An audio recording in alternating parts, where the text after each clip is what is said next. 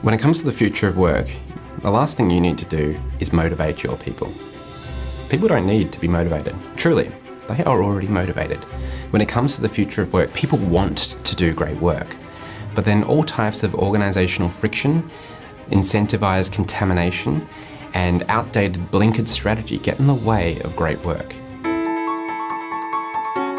It all started for me as I was doing my PhD in motivation science. I was researching the science of motivation, I was lecturing at different universities, I was also speaking at some schools. And sometimes I'd see some motivational speakers that would tell high school students that they need to set a goal, a really clear, smart goal about where they want to be in 10 years' time. This struck me as ridiculous, and it's something that I see in businesses today. I think we all know this concept of long-term, distant goal setting and planning is a bit of a joke. Things will change. We're dealing with uncertainty here. The world is going to be a very different place in 10 years' time, heck, in 5 years' time. What's more important than setting rigid goals in the future is keeping these goals fuzzy. This allows us to maintain adaptability and agility. And instead of fixating upon success, we focus on progress, and we use a science-based approach to get there.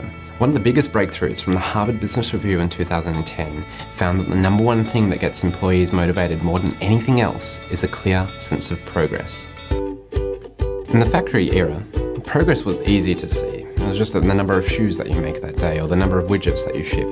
But if you want people to go beyond this, if you want them to be creative, to be collaborative, to share insights with each other, to truly drive the future of work, this requires a different approach.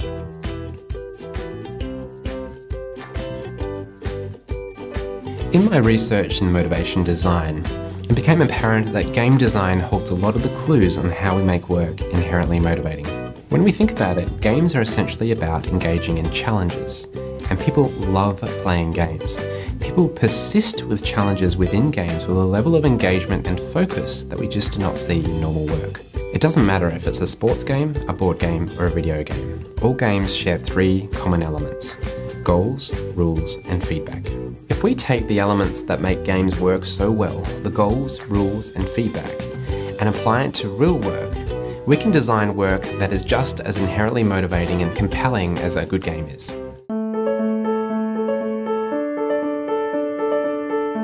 It can be hard work to actually progress new ideas, to build for the future of work, to make clever happen, but it is possible. If we take a science-based approach, we can conduct experiments, we can build momentum of evidence that will start to shift the way people work. We can make audacious strategy happen, we can pioneer into unprecedented territory, and we can do this without relying on incentives and rewards. We can design this in a way that people are inherently motivated to work with you. People will see a sense of progress, people will get a sense of purpose, they'll develop mastery, they'll see the meaning in the work that you're doing, and as a result, you'll build an organization, you'll build business